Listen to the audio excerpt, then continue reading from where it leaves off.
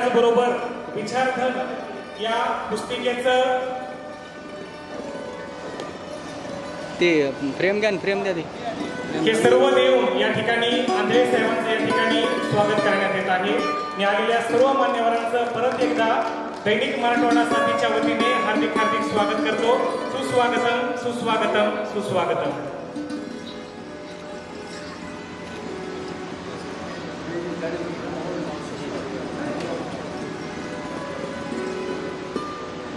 म्हणून खूप चांगल्या पद्धतीनं कार्य या परळी तालुक्यामध्ये शहरामध्ये केलेलं आहे आणि त्यांच्या वतीने आज परळी दर्शन आख्यान या प्रवचनाची सुरुवात होणार आहे. मी माननीय श्री हबप महाराज गोपाळजी आंधळे यांना अशी विनंती करतो की त्यांनी आपल्या प्रवचनाला सुरुवात करावी. मृत्युंजय महादेव त्राहिमाम शरणागतम जन्म मृत्यू जरा व्याधी पीडितम कर्मबंधने ओम त्र्यंबकम यजामहे सुगंधिं पुष्टिवर्धनम उर्वारुकमेव बंधनात् मृत्योर्मुक्षीय मामृतात् वक्रतुंड महाकाय सूर्यकोटि समप्रभ निर्विघ्नं कुरु मे देव सर्व कार्येषु सर्वदा. मद हृदयी सद्गुरु तेने तारिलो हा संसार करू मनोनी आत्या करू विवेकावरी. प्रभू वैद्यनाथाला वंदन. विद्येची देवता सकल कलांचा अधिपती गणेशाला वंदन आणि माझे सद्गुरू वैकुंठवासी हरिभक्तपरायण भानुदास महाराज देगलूरकर यांना वंदन करतो. माझ्या मातापित्याला वंदन करतो आणि आजच्या या आख्यानाला सुरुवात करतो. सुरुवात करण्यापूर्वी थोडासा परिहार या ठिकाणी देतो. परळीच्या सांस्कृतिक जडणघडणीमध्ये ज्यांना सांस्कृतिक चळवळीचे जनक म्हणून आपण संबोधतो ते परळी नगर परिषदेचे विद्यमान नगरसेवक, दैनिक मराठवाडा साथीचे संपादक आदरणीय चंदुलालजी बियाणी यांनी अशा या कोविडच्या वातावरणामध्ये सर्व नियम पाळून गेल्या 2 वर्षापासून जी आपल्याकडे मरगळ अवस्था आली होती त्याला उत्तेजना देण्यासाठी हा मराठवाडा साथीचा गणेश उत्सव आणि त्या गणेश उत्सवाच्या अंतर्गत विविध कार्यक्रमांची मेजवानी या ठिकाणी त्यांनी आपल्या परळीकरांसाठी दिलेली आहे. त्यांच्या या कार्याला मी खूप खूप शुभेच्छा देतो आणि त्यांच्या या कार्यक्रमामध्ये माझ्यासारख्या एका नवोदित प्रवचनकाराला या ठिकाणी व्यासपीठ उपलब्ध करून दिलं त्याबद्दल मी त्यांचं मनस्वी या ठिकाणी आभार व्यक्त करतो. आणि या कथेला ही कथा म्हणण्यापेक्षा म्हणावं काय, स्वतःलाही हबप हे नाव समोर घेताना थोडंसं आकळल्यासारखं वाटतं, परंतु उपस्थित सर्व विद्वान पंडित यांच्यासमोर आज बोलण्याचं धाडस करत आहे. धाडसही यासाठी करतोय की संत ज्ञानेश्वर महाराज म्हटल्याप्रमाणे का बालक बोबडा बोली का वाकोडा विचुकी पावली चोज करुणी मावली रिगवी जीवी. एक लहान बाळ आपल्या आईच्या समोर लढीवाळपणे काहीतरी करत राहतं आणि त्या लढीवाळपणात त्याचं वाकडं जरी पाऊल पडलं तर त्या वाकड्या पावलाचा आनंद त्या आईला होत असतो. तसं समोर बसलेले सगळे मात्र हृदय माझ्याकडनं काही चुका घडल्या, काही अपशब्द एखादा इकडं तिकडं झाला तर आपण त्या मात्र हृदयाप्रमाणे मला पदरात घ्यावं अशी विनंती करतो आणि आख्यानाला आरंभ करतो. हे 12 ज्योतिर्लिंगापैकी 5व्या क्रमांकाचं बालाघाटच्या डोंगर रांगेमध्ये वसलेलं हे प्रभू वैद्यनाथाचं परम पावन ज्योतिर्लिंग. या ज्योतिर्लिंगाच्या ठिकाणी 2 त्रिवेणी संगम आहेत. एक त्रिवेणी संगम म्हणजे शिव, शक्ती आणि भक्तीचा त्रिवेणी संगम. शिव म्हणजे साक्षात वैद्यनाथ, शक्ती म्हणजे माता पार्वती आणि भक्तीचं स्वरूप म्हणजे संत जगमित्र नागो महाराज. दुसरा एक त्रिवेणी संगम या आपल्या परळी वैद्यनाथ नगरीमध्ये आहे. तो म्हणजे वेणुमती, सरस्वती आणि ब्रह्मगंगा या 3 नद्यांचा त्रिवेणी संगम असलेलं हे ज्योतिर्लिंग तीर्थक्षेत्र. या ज्योतिर्लिंग तीर्थक्षेत्राच्या बाबतीत अनेक आख्यायिका आहेत, त्या आपण क्रमाक्रमानं या ठिकाणी घेण्याचा प्रयत्न करू. हे जे बोलत आहे ते बोलण्याची ताकद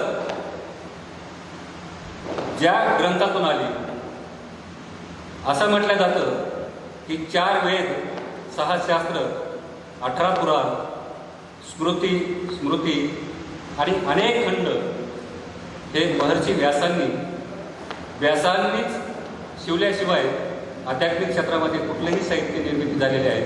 त्यामुळं व्यासो उचिष्ट जगत्त्रय अशी एक म्हटलं जातं. तसंच व्यासांचे शिष्य सनतकुमारांनी परळी महात्म्याचा खंड लिहिलेला आहे. त्याचं पुढं भाषांतर अनेकांनी केलं, अनेकांनी परळी महात्म्य लिहिलंही गेलं. त्यामध्ये प्रामुख्याने 2 नावं आहेत. एक नाव पोनेरकर, गोपाळ केशव भट्ट. हे पोनेरकर यांनी संस्कृतमध्ये परळी महात्म्य लिहिलं आणि त्याचं मराठीतलं ओवीबद्ध जे लिहिलं ते गोपाळ बाळकृष्ण शास्त्री हे परळीतले सद्ग्रस्त यांनी ते मराठीमध्ये अनुवादित केलेलं आहे.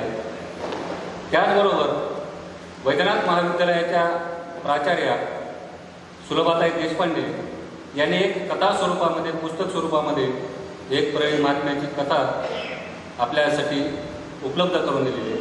या सर्व संदर्भ ग्रंथातून ही बोलण्याची आपल्यासमोर वाणी प्रभू वैद्यनाथानं मला दिलेली आहे. प्रभू वैद्यनाथाच्या नावापासूनच आपण सुरुवात करू की वैद्यनाथ हे नाव का आहे, त्याची एक स्वतंत्र आख्यायिका आहे. एकदा इंद्राच्या दरबारामध्ये इंद्र भक्ती संगीताची मैफिल लावून बसला होता आणि त्या मैफिलीमध्ये तो एवढा तल्लीन झाला त्याच्या आतमध्ये भक्तीची ज्योत पेटल्या गेली. त्या भक्तीच्या ज्योतीचं रूपांतर ज्वालेमध्ये झालं आणि त्या ज्वालेचा दाह इतका झाला की त्याच्या अंगाची दाहकता काही त्याला कमी होत नव्हती. स्वर्गातील सर्व वैद्य, 3 लोकातले सर्व काही प्रयत्न करून झाले, पण इंद्राच्या शरीराचा दाह कमी होत नव्हता. मग त्या इंद्राला तो दाह एक वाटसर वाटलेला, त्यांनी त्याचा इंद्राचा दाह बघितला आणि जवळ गेला आणि इंद्राला फक्त स्पर्श केला तर इंद्राच्या शरीराचा दाह कमी झाला. जो स्पर्श करणारा होता तो वैद्यनाथ होता आणि तो दाह कमी झाल्यामुळं इंद्रानं त्या वैद्यनाथाला आपल्या दरबारातील एक रत्न म्हणून स्थान दिलं आणि त्याला वैद्यनाथ ही पदवी बहाल केली. तोच वैद्यनाथ आपल्या प्रभाकर क्षेत्रीतला प्रभू वैद्यनाथ म्हणून आपण या ठिकाणी पाहतो. मंदिराची रचना, हे मंदिर तसं पाहिलं तर जे काही आपल्याकडे पुरावे येतात त्यामध्ये हे साधारण 7व्या शतकातलं किंवा 1000 वर्षापूर्वीचं मंदिर असावं असं काही शिलालेखातून हेमाद्री पंत देवगिरीचे जाधवांचे प्रधान होते, त्यांनी हे मंदिर बांधण्याचा एक उल्लेख की मंदिराच्या गाभाऱ्यात जे 3 नंदी आहेत त्या नंदीच्या बाजूला एक शिलालेख दिसतो, त्या शिलालेखातून त्याचा आपल्याला स्पष्ट निर्देश होतो. आणि त्याच मंदिराचा पुढे जाऊन शके 1706 मध्ये होळकर घराण्याच्या पुण्यश्लोक अहिल्याबाई होळकर यांनी या मंदिराचा जीर्णोद्धार केला. हा मंदिराचा जीर्णोद्धार करण्यासाठी एक 7 वर्षाचा कालावधी गेला. पूर्व घाटाला होळकर घराण्याचे पुरोहित म्हणून जे असलेले यादवराव दौंड यांनी त्या मंदिराच्या जीर्णोद्धाराचं पौरोहित्य केलेलं, त्याचाही शिलालेख पूर्वद्वाराच्या घाटावर आपल्याला पायरीवर दिसतो. आणि त्या मंदिराच्या बांधकामासाठी जे काही दगड लागणार होते ते दगड आपल्या या उत्तर दिशेला एक त्रिशूळा देवीचा डोंगर आहे. त्या देवीच्या डोंगरातून ते दगड काढले गेले. अहिल्यादेवीने एक दृष्टांत झाला की त्या डोंगरावर तुम्हाला लागणारं सगळं दगड मिळेल आणि तिथून ते दगड त्रिशूळा देवीच्या डोंगरात दगड काढला. मंदिराचं बांधकाम पूर्ण झालं. नंतर आजूबाजूच्या गावातल्या लोकांनी तिथं ते दगड काढण्याचा प्रयत्न केला, पण त्यानंतर एकही दगड त्या डोंगरातून निघाला नाही. तो एक दैवी चमत्कारच अहिल्यादेवींना होता आणि त्या स्वरूपात तसं मंदिराचं बांधकाम झालेलं पाहायला मिळतं. प्रशस्त असा घाट अहिल्यादेवींनी बांधलेला आहे. त्यानंतर वैद्यनाथाचं आपण इतर ज्योतिर्लिंगाला पूर्ण प्रदक्षिणा घालत नाही. कुठल्याही शिवलिंगाला अर्ध प्रदक्षिणा घालण्याची पुराणामध्ये प्रथा आहे, परंतु आपल्या परळीच्या प्रभू वैद्यनाथाला पूर्ण प्रदक्षिणा घेण्याची परवानगी आहे. त्यामागचं कारणही आहे की हे स्वयंभू शिवलिंग असल्यामुळं आपल्याला पूर्णपणे प्रदक्षिणा घालता येते. इतर शिवलिंगाच्या ठिकाणी महादेवाच्या पिंडीवर जो प्रसाद अर्पण केलेला जातो तो प्रसाद इतर भक्तांना प्राशन करण्याचा, अधिग्रहण करण्याचा अधिकार नाही, पण आपल्या वैद्यनाथाला वाहिलेला प्रसाद आपण प्रसाद म्हणून ग्रहण करू शकतो. त्यामागचं एक कारण आहे की आपलं शालिग्राम शिवेचं शिवलिंग आहे आणि शालिग्राम हे शुद्धतेचं लक्षण आहे. शालिग्रामला कुठलीही वस्तू स्पर्श झाली तर ती शुद्ध होते, म्हणून आपल्याला ते शिवलिंगावरचा प्रसाद घेण्याचा अधिकार या वैद्यनाथ ज्योतिर्लिंगाच्या ठिकाणी प्राप्त आहे. इतर कुठल्याही ज्योतिर्लिंगाच्या ठिकाणी माता पार्वतीचं अस्तित्व नाही, पण आपल्या ज्योतिर्लिंगाच्या ठिकाणी माता पार्वतीचं प्रभू वैद्यनाथाच्या सोबत अस्तित्व आहे. ही एक आपल्यासाठीची खास वेगळी पर्वणी आहे. दुसरी गोष्ट, इतर ज्योतिर्लिंगाच्या ठिकाणी आपल्याला एकच नंदी पाहायला मिळतो. आपल्या इथं वैद्यनाथाच्या ज्योतिर्लिंगाच्या समोर 3 नंदी आहेत. त्यातील एकाचं नाव वृषभ आहे, एकाचं नाव चैव आहे, एकाचं नाव चंड आहे. वृषभ, चंड आणि चैव आहे. हे 3 नंदी दिवसाचे 3 प्रहर असतात, सकाळ, दुपार आणि संध्याकाळ. यांना त्या 3 नंदीला 3 प्रहराची ड्युटी दिलेली आहे. ते रक्षण करते, म्हणून ते आपल्याकडे 3 नंदी आहेत. आपल्याकडं मंदिराला जाताना उत्तर घाटातनं डाव्या बाजूला एक नारायण तीर्थ आहे. त्या नारायण तीर्थामध्ये नारायणेश्वराचं एक शिवलिंग आहे. पुढे गेलो तर मंदिराच्या पूर्ण प्रदक्षिणा परिसरामध्ये बाहेरून आतून 12चे 12 ज्योतिर्लिंग आपल्या या ज्योतिर्लिंगाच्या ठिकाणी आहेत. आपल्या परळीकरांना एकाच ठिकाणी 12 ज्योतिर्लिंगाचं दर्शन घेता येतं, म्हणून याला जवा आगळी काशी असेही संबोधलं जातं. परळीकरांना इतर तीर्थक्षेत्राला जाण्याची तशी परवानगी नाही. सगळं तीर्थाचं माहेरघर आपलं आहे, परंतु आपली भानगड अशी झाली, तुझं आहे तुझं पाशी, परी तू जागा चुकलाशी. आपण आपलंच पाहायला तयार नाही. एवढं महात्म्य या परळी ज्योतिर्लिंग क्षेत्राचं आहे. दुसरी गोष्ट, भगवान शंकर हे भगवान विष्णूचे भक्त आहेत, म्हणून इतर देवतांची जी मंदिरं असतात ती एका सिंहासनावर आपल्याला पाहायला मिळतात.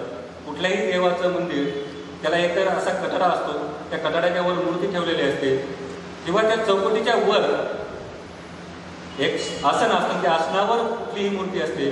पण कुठलंही ज्योतिर्लिंग घ्या, कुठलंही शिवलिंग घ्या, समपातळीवर असतं.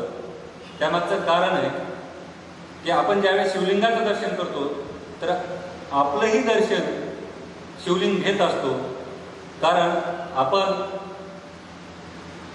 भगवान शंकर हे वारकरी संप्रदायातले पहिले वारकरी आहेत. आणि वारकऱ्यांमध्ये एक पद्धत आहे की कोणीही कोणाच्या पाया पडलं तरी समोरच्याने त्याच्या पाया पडलंच पाहिजे. म्हणून कुठल्याही ज्योतिर्लिंगाच्या ठिकाणी कोणीही पाया पडायला बसलं तर समपातळीवर आपण दर्शन घेत असताना पिंडीचा स्पर्श आपल्या गुडघ्याला होतो, आपल्या पायाला होतो. ही वैष्णवाची परंपरा शिवलिंगाच्या ठिकाणी पाहायला मिळते. दुसरं की भगवान शंकराची कुठेही मूर्ती स्वरूपामध्ये मंदिर आपल्याला पाहायला मिळत नाही. पाहायला मिळतं ते लिंग स्वरूपामध्ये. त्याच्या मागचं कारण आहे की जर मूर्ती स्वरूपात जर भगवान शंकर असले असते तर इतर देवतांकडे आपण बघितलंच नसतं. एवढं सुंदर रूप भगवान शंकराचं आहे. इतर देवांची पंचायत झाली असते. म्हणून सर्व देवांनी विनंती करून त्यांना मूळ स्वरूपात न येऊ देण्याची विनंती केली. म्हणून त्यांना लिंग स्वरूपामध्ये विराजमान व्हावं लागलं. कारण आपण म्हणतो तर कर्पूर गौरम, कापुरासारखा वर्ण असलेला आपला शंकर लिंग स्वरूपामध्ये इतर देवांच्या विनंती म्हणून पाहायला मिळतो. त्याचबरोबर हरिहर तीर्थ, त्या हरिहर तीर्थाची एक आख्यायिका आहे. पूर्वी शैव आणि वैष्णव या दोन संप्रदायामध्ये असा आडवा विस्तू सुद्धा जात नव्हता. सतत भांडणं होत असत. ती सर्व भांडणं मिटण्याचं हरी आणि हर, हरिहरा नाही भेद, नाही नका करू वाद, ते भांडण मिटल्याचं ठिकाण म्हणजे आपला हरिहर तीर्थ. आणि त्या ठिकाणी संत जगमित्र नागा महाराजांना भगवान विष्णूचा, भगवान शंकरांचा साक्षात्कार झाला. कृष्ण रूपाचंही त्यांना त्या ठिकाणी दर्शन घडलं. म्हणून त्या ठिकाणी आपल्या इथं हरी आणि हर यातला वाद मिटल्याचं प्रतीक म्हणून हरिहर तीर्थ आपल्याकडे अस्तित्वात आहे. इतर कुठल्याही शिवलिंगाला तुळशीचं मंजुळा किंवा तुळशी पत्र अर्पण केल्या जात नाही. आपल्या वैद्यनाथ मंदिराच्या ठिकाणी एक दिवस असा असतं, तो आहे वैकुंठ चतुर्दशीचा. जगमित्रांना साक्षात्कार झाल्याची तिथी वैकुंठ चतुर्दशी आहे. त्यामुळं त्या दिवशी भगवान वैद्यनाथाच्या पिंडीवर मंजुळा अर्पण करण्याची परवानगी आपल्याला दिलेली आहे. एक दिवस त्या दिवशी आपण वैद्यनाथाच्या पिंडीवर तुळशीपत्र किंवा मंजुळा अर्पण करू शकतो. या तीर्थाबरोबर अजून एक तीर्थ आहे चक्रतीर्थ किंवा काकडतळ. हे बहुतेक लोकांच्या पाहण्यामध्ये हे तीर्थ नाही. आपण भैयाजींच्या शेताकडनं नंदगाव रस्त्याला जातो तर वसंतनगर आणि भैयाजींच्या शेत या दोन्हीच्या मध्ये एक डोंगर आहे. दोन्ही साईडला डोंगर आहे आणि तिथं काकड्याचा आकार त्या जमिनीला झाल्यामुळं त्याला काकडतळ म्हटलं जातं.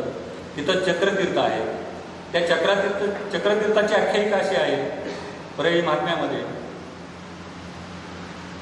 राजा दक्ष, या राजा दक्षाने दक्ष यज्ञ आरंभ केला.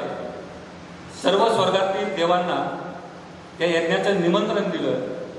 परंतु आपला स्वतःचा जावई भगवान शंकर यांना मात्र त्या यज्ञाचं निमंत्रण दिलं नाही. आणि आपल्या पतीला निमंत्रण नाही याचा राग धरून त्याचा जाब विचारण्यासाठी माता पार्वती आपल्या पित्याकडे जाते. जाताना भगवान शंकर पार्वतीला अडवतात. आपल्याला निमंत्रण नाही, आपण जायचं नाही. पण आपल्या पतीचा अपमान का केला, आपल्या जन्मदात्या पित्यानं का केला, हा जाब विचारण्यासाठी माता पार्वती दक्ष यज्ञाच्या ठिकाणी जातात. त्याही ठिकाणी स्वतःच्या वडिलांकडनं मुलीचा अपमान होतो. तो अपमान सहन न झाल्यामुळं माता पार्वती त्या यज्ञकुंडामध्ये, चालू यज्ञकुंडामध्ये, दत्त यज्ञकुंडामध्ये स्वतःला उडी मारून आपलं जीवन संपवण्याचा प्रयत्न करतात. आणि ही वार्ता भगवान शंकरांना कळते. शंकरांचा राग अनावर होतो. रागाच्या बाबतीत भगवान शंकर किंवा वैद्यनाथांना कुणीही आवडू शकत नाही. त्या रागामध्ये त्यांनी वीरभद्र नावाचा एक पुरुष निर्माण केला आणि त्या वीरभद्राला आज्ञा केली तिथे जाऊन दक्ष यज्ञ उद्ध्वस्त कर. वीरभद्र तात्काळ तिथं जातात. तो यज्ञ उद्ध्वस्त करतात. त्यावेळी तिथं घनघोर असं देवतांचं आणि वीरभद्राचं युद्ध होतं. त्या युद्धामध्ये भगवान विष्णू त्या वीरभद्रावर आपलं सुदर्शन चक्र सोडतात आणि वीरभद्र हे सुदर्शन चक्र जुळून घेतात भगवान विष्णूंचं. आणि ते गिळलेलं चक्र परत मिळावं म्हणून प्रभाकर क्षत्री, भगवान विष्णू प्रभाकर क्षत्री येतात. एक व्रत धरतात. आणि त्या व्रत असं असतं की दररोज 1000 कमळपुष्प प्रभू वैद्यनाथाला अर्पण करायचे. त्या व्रताची समाप्तीचा दिवस आला आणि वैद्यनाथांनी भगवान विष्णूची परीक्षा घेण्यासाठी त्या ताटातलं एक कमळाचं पुष्प लपून ठेवलं ज्यावेळेस पुष्प अर्पण होतात त्यावेळेस एक कमळाचं पुष्प कमी पडतं. भगवान विष्णू कुठलाही विचार न करता आपलं कमल पुष्प काढून त्या पिंडीवर अर्पण करतात. ते कमल पुष्प पडल्या पडल्या भगवान वैद्यनाथ भगवान शंकर प्रसन्न होतात आणि विष्णूचं जे वीरभद्रानं लिहिलेलं सुदर्शन चक्र आहे ते त्यांना परत करतात, त्यांची दृष्टी परत करतात. मग आपलं गेलेलं सुदर्शन चक्र प्रभू वैद्यनाथामुळे मिळालं, त्याच्या बदल्यामध्ये ते चक्रतीर्थ त्या ठिकाणी त्यांनी निर्माण केलं. ते चक्रतीर्थ भगवान विष्णूंनी निर्माण केलेलं चक्रतीर्थ आहे. आजही त्या ठिकाणी एका मोठ्या दगडावर ते चक्र पडलेलं आपल्याला पाहायला आजही मिळतं. हे झालं चक्रतीर्थाच्या बाबतीत. दुसरं तीर्थ आहे आपली सार्वजनिक स्मशानभूमी आहे. त्या स्मशानभूमीच्या बाजूला एक मार्कंडेय तीर्थ आहे. त्या मार्कंडेय तीर्थाची सुद्धा अशी आख्यायिका आहे. भृकुंड ऋषी यांनी त्या मार्कंडेय तीर्थावर तपश्चर्या केली होती आणि त्या तपश्चर्याच्या बळातून त्यांना एक पुत्र प्राप्त झाले. त्या पुत्राचं नाव होतं मार्कंडेय. परंतु तो जन्मलेला मार्कंडेय अल्पायुष्य असल्याची भविष्यवाणी भविष्यकारांनी केल्यामुळं ते मार्कंडेय ऋषीचे आईवडील सतत चिंतित असायचे आणि आपल्या आईवडिलांच्या चेहऱ्यावरचं दुःख त्या मार्कंडेय ऋषीला सहज दिसत होतं. आणि एक दिवशी निश्चय करून मार्कंडेय ऋषीने आपल्या आईवडिलांना विचारलं की तुम्ही एवढे दुःखी का असतात, त्या दुःखामागचं कारण काय. तर ते भृकुंड ऋषी त्यांना सांगतात की बाळा, तुला प्रभू वैद्यनाथाच्या आशीर्वादामुळे तू आमच्या पोटी जन्मलास, परंतु तू अल्पायुष्य आहेस. ही गोष्ट कळाल्यानंतर मार्कंडेय ऋषी सांगतात की तुम्ही कसलीही काळजी करू नका, तुमचं दुःख मी संपवून टाकेल. म्हणून मार्कंडेय ऋषी ज्या ठिकाणी तपश्चर्या बसले त्या मार्कंडेय तीर्थावर त्याच्या बाजूला एक सिद्धेश्वर लिंग आहे आणि ते सिद्धेश्वर लिंग हे स्वतः ब्रह्मदेवाने ते सिद्धेश्वर लिंग तिथं स्थापन केलेलं आहे. ब्रह्मदेवाने त्या ठिकाणी तपश्चर्या केलेली आहे आणि त्यांच्या तपश्चर्यातून त्यांना सिद्धी प्राप्त झाली. असे ब्रह्मदेवानं आपल्या परळीमध्ये 3 ज्योतिर्लिंग स्थापन केलेत, लिंग स्थापन केलेत. त्यामधलं सिद्धेश्वर लिंग एक आहे. दुसरं लिंग आहे ब्रह्मेश्वर लिंग, जे आपण दक्षिण घाटावर पाहतो. कधी कधी आपण दुष्काळ पडल्यानंतर ते मंदिर भरतो पाण्याने हरिहर तीर्थाच्या. तर ते तीर्थ ब्रह्मदेवाने स्थापन केलेलं आहे. आणि तिसरं लिंग आहे ते नारायण पर्वतावर, मेरूच्या पर्वतावर, जिथं भक्तनिवास आता बांधलेला आहे त्याच्या बाजूला इंद्रेश्वराचं मंदिर आहे. ते तिन्ही लिंग ब्रह्मदेवाने स्थापन केलेली लिंग परळीमध्ये आहे. हरिहर तीर्थामध्ये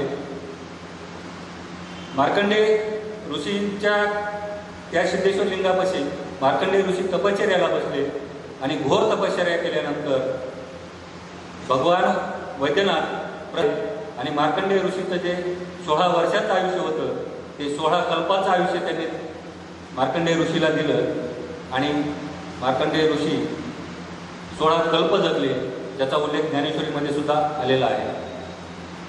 हरिहर तीर्थामध्ये प्रभू वैद्यनाथ दररोज स्नान करतात.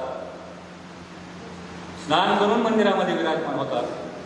त्यासाठी एक जागेवरची ओवी त्यासाठी प्रसिद्ध आहे. हरिहर तीर्थ काठ ओला कशानं ग झाला, देव बैजू बाग माझा जटा नितळीत गेला.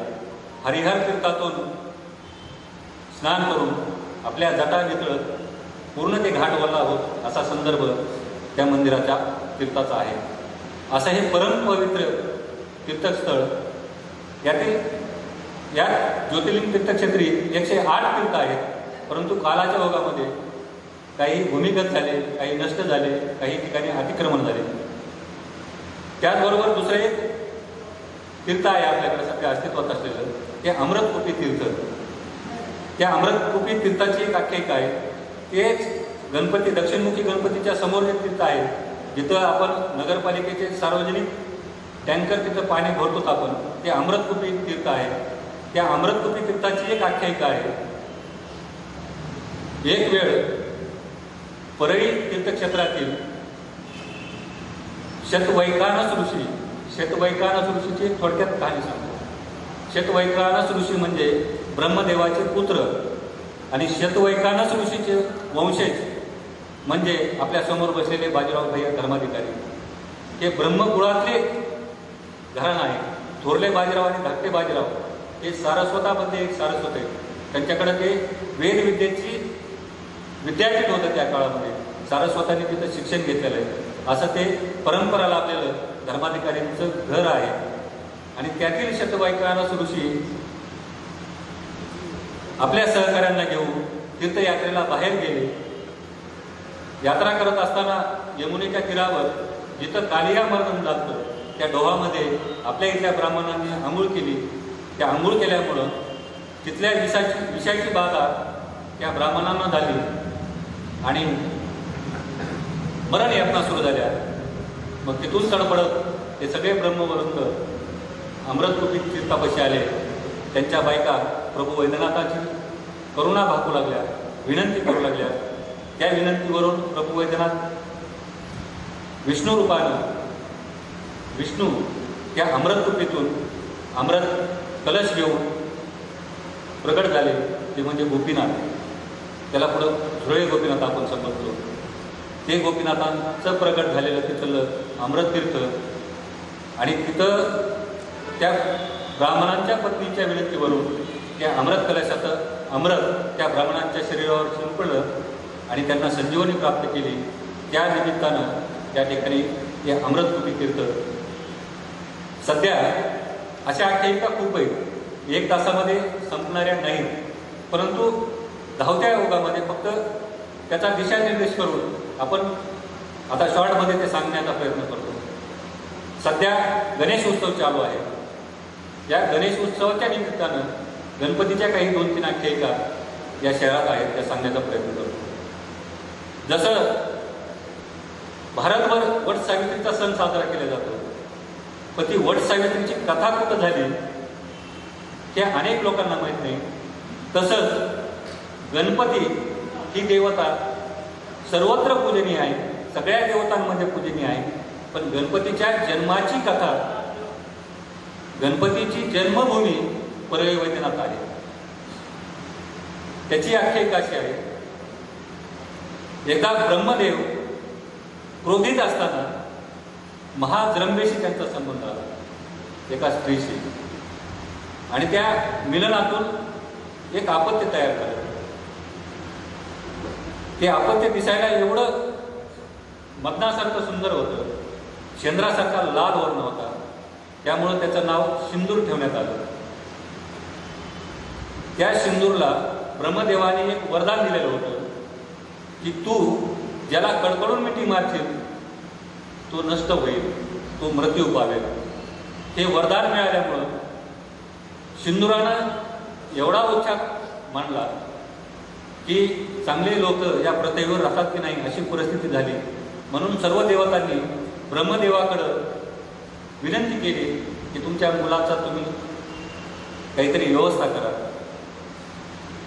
सर्व देवता परेशान झालेले आहेत. परंतु ब्रह्मदेवाने सांगितलं की माझ्याकडं मारण्याचं काम माझ्याकडं नाही, मी निर्माता आहे. तुम्ही भगवान शंकराकडे त्यावरती उपाय करते. सगळे देवता भगवान शंकराकडे गेले.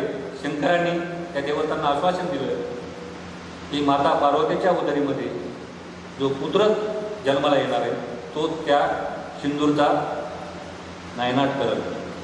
जसं आकाशवाणी कंसाला झाली होती की देवकीच्या पोटी 8वा पुत्र येणार आहे आणि तो आपला काळ आहे, तसंच त्या सिंदूरला सुद्धा ही वार्ता कळाली की माता पार्वतीच्या पोटी जे जन्माला येणारं बाळ आहे ते माझा काळ आहे. म्हणून सिंदूर त्या पार्वतीच्या मागावर होता संपवण्यासाठी. मग सुरक्षित ठिकाण कुठं आहे तर भगवान शंकरांनी कैलासावरनं प्रभाकर क्षेत्री माता पार्वतीला इथं सुरक्षित मिळावं म्हणून जया आणि विजया या 2 सखी सोबत घेऊन परळीला त्यांनी इथं लपवलं होतं. आणि एक दिवस फिरत फिरत त्या पद्मसरोवरावर गेल्या. पद्मसरोवर म्हणजे पद्मावती कुस, पद्मावती देवीचं जे मंदिर आहे तिथं पद्मसरोवर होतं. मग त्या पद्मसरोवरावर थोडासा विरंगुळा करत असताना तिथल्या बगीच्यामध्ये नंदनवनामध्ये फिरत फिरत माता पार्वतीला थोडासा विसावा घेतला आणि विसावा घेताच निद्रा लागली. पार्वतीने सांगितलं की लक्ष द्या, मी थोडासा विसावा घेते आणि गाढ झोप लागली. ती लागलीच. ते सिंदूर ते शोधातच होता. ते सिंदूर प्रभाकर क्षेत्री आला, एका ब्राह्मणाचं रूप घेऊन आला आणि त्या जया आणि विजया या दासी आहेत त्यांच्याशी संवाद साधून त्यांचा विश्वास संपादन करून ती झोपलेली कोण आहे तर ती पार्वती आहे ही गोष्ट जाणून घेतली. जाणून घेतल्यानंतर परत सूक्ष्म रूप धारण केलं आणि गर्भामध्ये जाऊन त्या बाळाचं मुंडकं गर्भामध्ये पिळून टाकलं. नंतर ज्यावेळेस गणपतीचा जन्म बाहेर आला, लेकरू बाहेर आलं, त्यावेळेस त्याला मुख नव्हतं, तोंड नव्हतं अशी आख्यायिका आपण पुराणात ऐकतो. मग इकडं प्रस्तुत झालेली पार्वती आणि कैलासावरनं आपल्या पत्नीचा ख्याली खुशाली विचारण्यासाठी भगवान शंकर निघाले. रस्त्यामध्ये त्यांचं गजासुराचं आणि भगवान शंकराचं घनघोर असं युद्ध झालं आणि त्या गजासुराचं जे शिरच्छेद केला होता ते शिरच्छेद हातात घेऊन, ते मस्तक हातात घेऊन भगवान शंकर परळीत आले. ते बाळ जन्मलेलं होतं पद्मसरोवरावर. त्या बाळाला ते गजासुराचं मुंडकं लावलं आणि गणपती, आपल्या दक्षिणमुखी गणपती, तिची जर मूर्ती पाहिली तर त्याला सोंड नसलेली मूर्ती आहे. ती गणपतीची जन्मभूमी आपण परळीची आहे. दुसरा गणपती ज्याला बोंबल्या गणपती म्हणतो, तो बोंबल्या गणपती आहे संत जगमित्र नागा महाराजांच्या दाराच्या समोर एक तटबंदी, असं गजाची एक तटबंदी आहे, तिथं तो बोंबल्या गणपती आहे. त्या बोंबल्या गणपतीची एक आख्यायिका आहे की जी सरस्वती नदी आहे, त्या सरस्वती नदीचा प्रलय, आता जसा महापूर आपण बघतोय त्यावेळी महाप्रलय आला आणि परळी हे गाव वाहून जातं की काय अशी परिस्थिती तयार झाली. रात्रीचा वेळ होता, भगवान शंकर झोपलेले, गाव सगळं झोपलेलं, परंतु ते गणपती जागृत अवस्थेत होते. त्यांनी पाहिलं की आता ते गाव वाहून गेलं तर भक्ताचं आणि देवाचं कधीही मिलन होणार नाही. त्या गणपतीने उलट्या हाताने रात्रीच्या 12 वाजता बोंब मारली आणि झोपलेल्या शंकराला आणि झोपलेल्या परळीकरांना जागं केलं आणि भगवान शंकरांना सांगितलं की हा प्रवाह रोका. तो प्रवाह भगवान शंकरांनी आपल्या एका जटेमध्ये तो प्रवाह सीमित केला आणि ते परळीवरचं संकट दूर केलं. त्यामुळं त्या गणपतीचं नाव बोंबल्या गणपती असं आहे. आणि त्या गणपतीचाही आपण मूर्ती पाहिली तर एक हात तोंडावर असा उलटा असल्याचा पाहायला मिळतो. तिसरं गणपतीचं मंदिर आहे गणेश्वरला.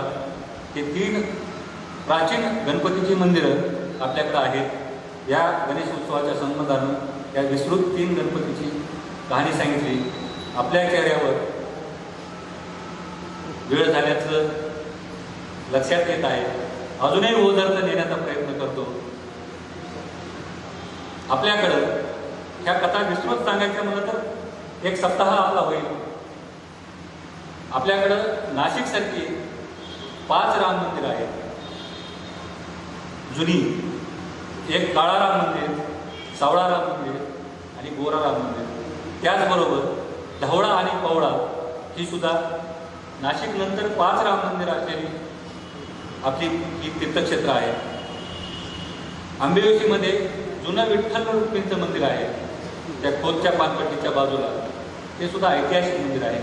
आपलं बडवेचं आताचं जे प्राणप्रतिष्ठापना केली ते एक विठ्ठल मंदिर, ते विठ्ठल मंदिर हे ऐतिहासिक आहे.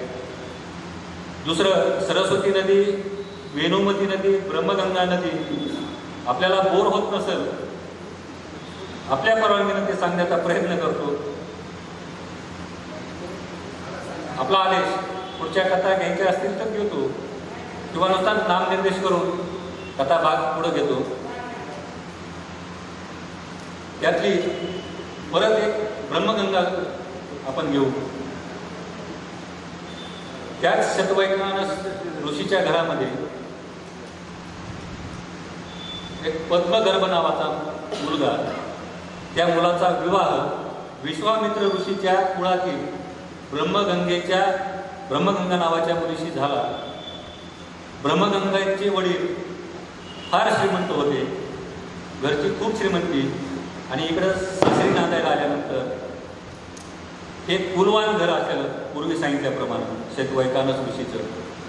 मग या घरातला कुलाचार, ती सून कुठलाही कुलाचार पाळत नव्हती. एका शिवरात्रीच्या वेळेला सासू आपल्या सुनेला सांगत होती की कुलधर्म काय असतं. त्या ब्रह्मगंगेने ते ऐकून न घेता उलट आपल्या सासूला उलट उत्तर द्यायला सुरुवात केली. सासू क्रोधित झाली. सासूनं त्या ब्रह्मगंगेला शाप दिला की तू कृष्णगिरी पर्वतावर घोरपड म्हणून पडशील. हा शाप दिल्यानंतर ब्रह्मगंगेला पुन्हा सासूच्या पाया पडावं लागलं. सासूकडनं उशाप घ्यावा लागला.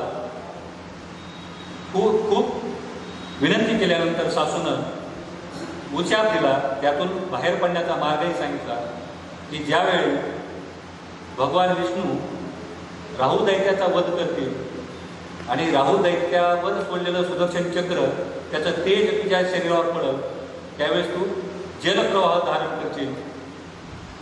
ते कृष्णगिरी पर्वतावरनं जी गंगा निघाली त्या गंगेचं नाव म्हणजे ब्रह्मगंगा, जी आपली जलालपूर, जिरेवाडी, कनेरवाडी ह्या मार्गाने जाती सोमेश्वर मंदिराच्या अलीकडली, तिचं नाव ब्रह्मगंगा आहे.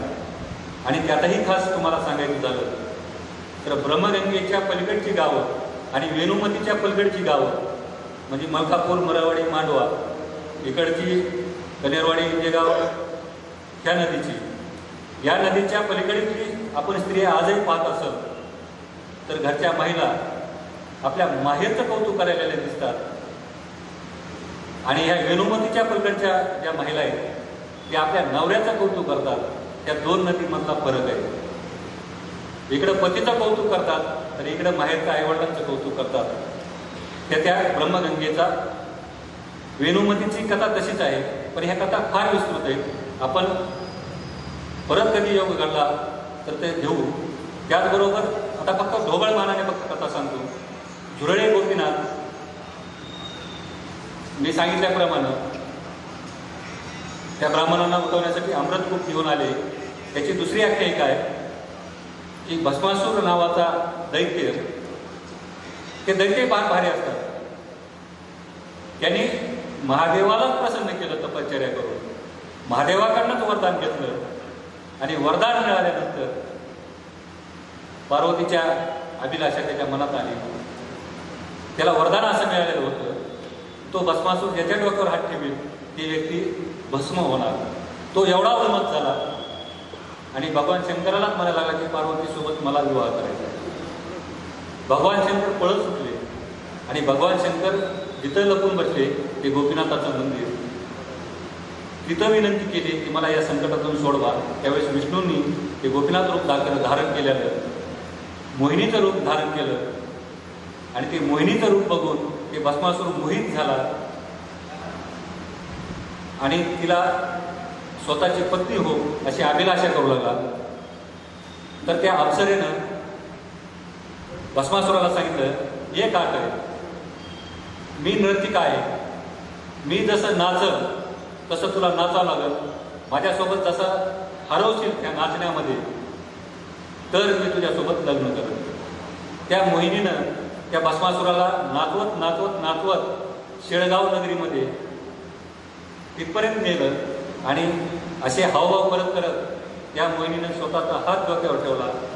हा भ्रमित झालेला भस्मासूर त्यांनीही स्वतःचा हात डोक्यावर ठेवला आणि भस्मासूर जागच्या जागी भस्म झाला. ते भस्माचा डोंगर सुद्धा शेळगावला तिथं पाहायला मिळतो. तिथं विष्णूची मूर्ती सुद्धा आपल्याला पाहायला मिळते. अशी ती झुरळे गोपीनाथची आख्यायिका आहे. दुसरी आपल्याकडं अर्धनारी नटेश्वर, आपण म्हणतो की भगवान शंकर अर्धनारी नटेश्वर आहेत, पण ही नेमकी कुठं आहेत तर ते आहेत परळीमध्ये. अर्धनारी नटेश्वराचं मंदिर हे परळी नगरीमध्ये आहे आणि ते आहे काळरात्री मंदिर. काळरात्री मंदिराचा त्या देवीचा समोरचा जो मुखोटा आहे तो मुखोटा देवीचा आहे आणि पाठीमागच्या साईडनं अर्धशिवलिंग आहे. अर्धशिवलिंग आणि अर्धी पार्वती हे अर्धनारी नटेश्वराचं मंदिर म्हणजे काळरात्री देवी. त्या काळरात्री देवीच्या मंदिरामध्ये स्मृतिभ्रंश झालेल्या लोकांचा भ्रम निघून जातो. डोक्यावर परिणाम झालेले लोक त्यांनी जर तिथं अनुष्ठान केलं तर ते स्मृतिभ्रंश निघून जातो, अशी परळी महात्म्यामध्ये कथा आहे. डोंगर तुकाई हे आपल्याकडचं तीर्थक्षेत्र आहे. त्याची तर महती खूप मोठी आहे. प्रभू रामचंद्राची परीक्षा घेण्यासाठी वनवासात असताना माता पार्वतीनं सीतेचं रूप धारण केलं आणि प्रभू रामचंद्राच्या समोर उपस्थित झाल्या. ते प्रभू रामचंद्र होते, युगपुरुष होते. त्यांनी पाहता क्षणी त्या पार्वतीला ओळखलं आणि सहज तोंडातून निघालं, तू का आई, आई तू का आली, म्हणून तिचं नाव डोंगर तुकाई. दुसरी आख्यायिका अशी आहे की परळी, जुन्या परळीचे अयाचित नावाचे एक सद्ग्रस्त भवानीचे भक्त होते. प्रत्येक पौर्णिमेला तुळजापूरला जाऊन त्यांनी ती पायी वारी करायची, परंतु वार्धक्यामुळं त्यांना ते शक्य होत नव्हतं. मग शेवटची वारी करायची म्हणून तुळजापूरला गेले. भवानी मातेच्या समोर नतमस्तक झाले आणि भवानी मातेला विनंती केली की आई, आता मला माफ कर, माझे गुडघे चालवत नाही, मी पुढच्या वारीला येऊ शकणार नाही, मला क्षमा करावी. लागलीच भवानीनं त्या ब्राह्मणाला सांगितलं की तुम्ही येण्याची गरज नाही, मी तुमच्यासोबत येत आहे. फक्त माझी अट एक आहे, तुमचं घर येईपर्यंत तुम्ही मागं वळून पाहायचं नाही. ते ब्राह्मण पुढं चालत होते, भवानी त्या पाठीमागं चालत होती. पायातल्या खडावांचा आवाज त्या कच्च्या रस्त्यातून सारखा येत होता. त्या ब्राह्मणाला कळत होते की भवानी आपल्या पाठीमागे येत आहे. परंतु डोंगर तुकाईच्या माथ्यावर आल्यानंतर त्या भवानीच्या खडावांचा आवाज बंद झाला.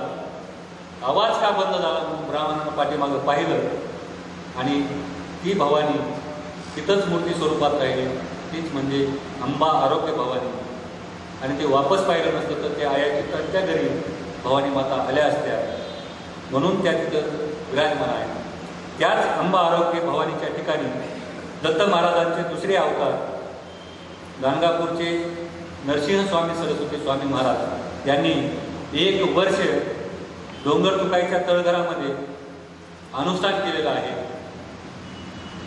तिथंच त्यांनी आपले जे शिष्य होते ते सर्व शिष्य काशी यात्रेला पाठवले आणि स्वतः 1 वर्ष गुप्त रूपानं त्या ठिकाणी नरसिंह स्वामी महाराज राहिले. तो उल्लेख गुरुचरित्र ग्रंथामध्ये अध्याय क्रमांक 14, 15 आणि 16 हे तिन्ही अध्याय फक्त परळी आणि परळीचं महात्म्य वर्णन करतात. म्हणून ती डोंगर तुकाई ही गुरुचरित्र ग्रंथाची जननी असं मी म्हणतो.